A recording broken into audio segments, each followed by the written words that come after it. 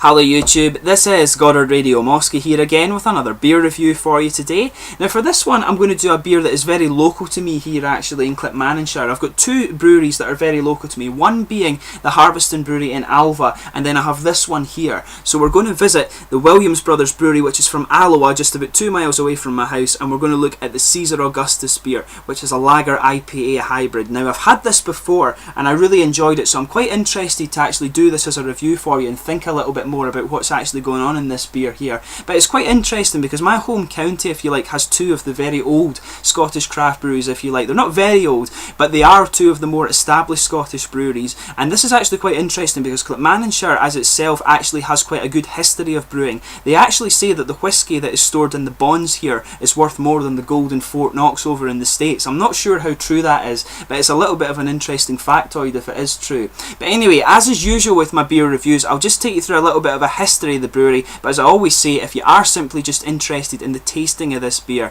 then feel free to fast forward towards the last few minutes of the video and you will catch that particular segment. But just for the benefit of those of you watching outside of the country, so you know exactly where we're talking about here, I always describe Scotland as looking a bit like a monster's head. So on the front of the neck you have the city of Edinburgh, which is the capital city of the country, and then over on the west coast, just below at the back of the neck, you have the city of Glasgow, the country's largest city, and just right in the middle of these two cities and to the north a little bit you have the city of Stirling, very famous for Robert the Bruce and William Wallace and things like that, and just to the east of this city you have the county of Clackmannanshire there, and as I say, a county that is very well associated with a big brewing history and stuff like that.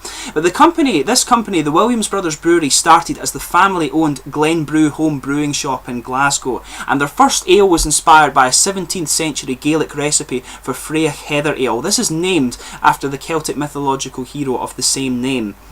Now in 1988, a woman of Gaelic descent came into their brew shop in Glasgow with an English translation of this ancient recipe, and she basically wanted to create a batch of this beer to share with her family, but she agreed to share the recipe with Bruce Williams in exchange for helping brew the batch. So it's quite cool actually. I think she gets as much of this beer as she wants now for basically this being the sort of flagship ale, if they like, and I've reviewed this beer for you before. It's actually really nice, and it's the oldest, it's actually the oldest type of ale in the world. I believe it's about 4,000 years old, but as I say, I've reviewed that beer for you before and I talk more about that in that review there, so check out the links in the video description. But they brewed this Freya Heather Ale, and the small batch of this was only 5 barrels, the initial batch, and it was produced in Taynout railway station in Argyll and Bute, and the following year though, demand had actually increased massively for this beer. But when this happened, Scott Williams joined his brother Bruce at this point, and they began to develop other historic recipes, and this is one of the things the Williams Brothers Brewery is very famous for, is developing these historic recipes and making them modern so that people can enjoy them today. But they've developed the Groatset Gooseberry Wheat Ale, the Kelpie, which is a seaweed ale,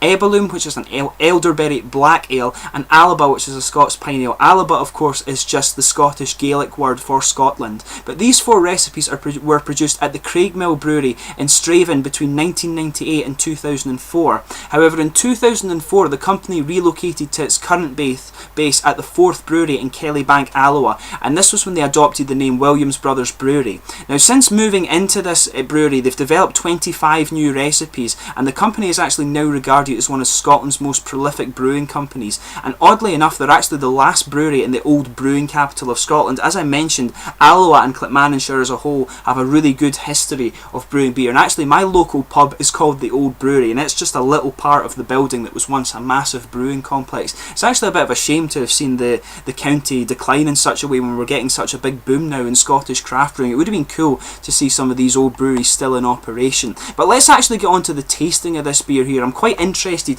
to do the review for you, and this is one of the ones as I say I've had before and I really enjoyed it. But as I always do, I've put the brewery website link in the video description there for you, and you can check out all of the 25 different beers that they do here. Some of them are really good, and I've reviewed a number of these for you already, and I have another one that I got as a Christmas present that I'll be reviewing for you at a later date, so quite looking forward to that one. But this one is a 4.1% lager IPA hybrid, as I was mentioning. It uses lager and caramel malts, and it's hopped with Nelson Sauvin, Amarillo, Styrian Goldings and Cascade hops. So this one should be quite interesting. It should have some really nice fruity flavours in here. But actually I'm forgetting, I'll let you have a little look at the bottle art and things on this one here.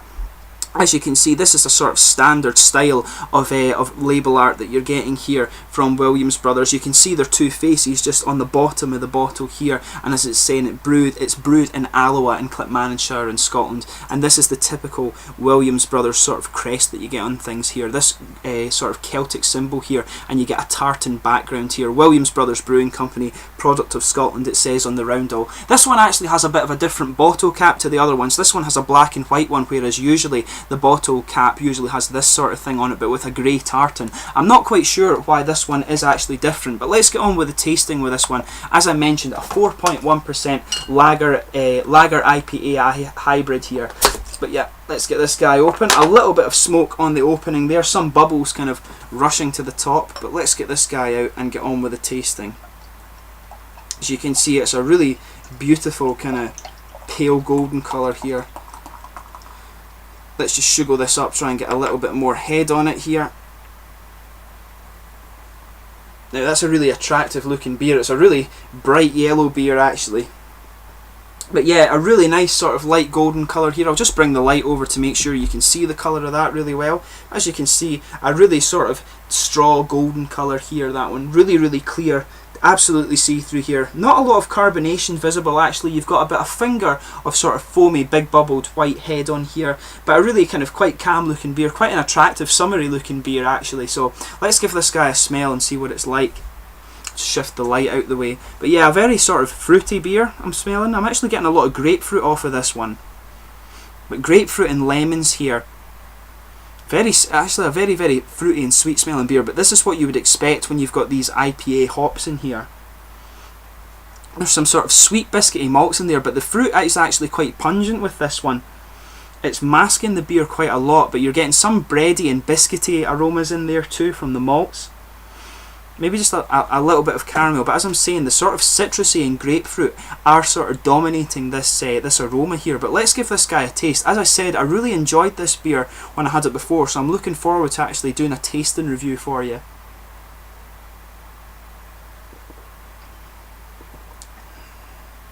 Yeah, you're getting that sort of fruity bitterness at the start there. It's a very easy drinking beer, this one, but yeah, grapefruit and citrusy notes coming in at the start.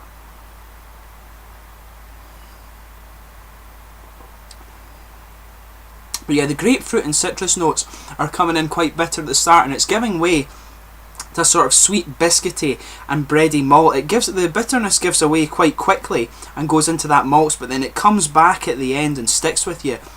There's a nice sort of lying citrusy bitterness on the tongue with this one. This is a really nice one, as I was saying before. I really enjoyed this when I had it.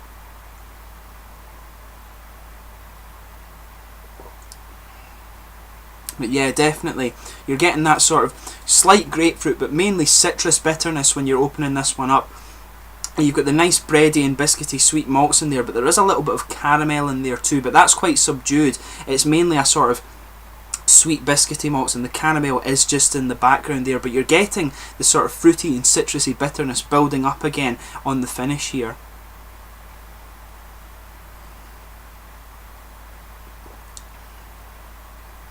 Yeah, it finishes with a little bit of a bitter bite on the tongue as you swallow this one, but a nice citrusy bitterness lingering throughout this one. There is a little bit of floral character, I think, to this floral aromatic character throughout this one, but it's a really nice beer. As I say, this is quite a summery beer, this one. Good for just, you know, it'd be good for just sitting outside on a hot summer's day and drinking a few bottles of this, or having a keg of it actually, just pour a few pints of it.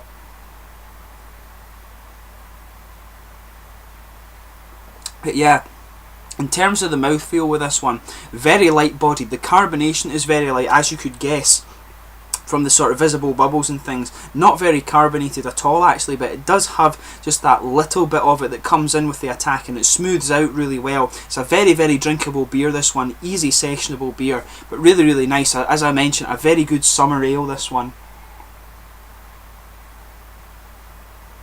They've actually done this hybrid very well. It has that nice sort of citrusy element that you would expect from an IPA, but it has the nice sort of smoothness and drinkability that you get from a lager.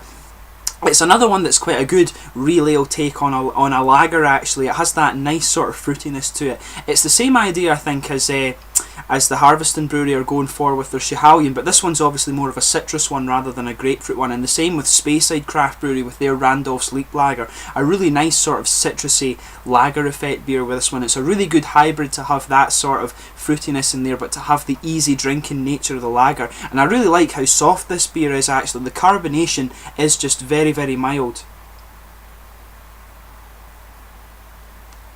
But yeah, definitely a really summery beer here, and they've got the hybridization of this one really just right.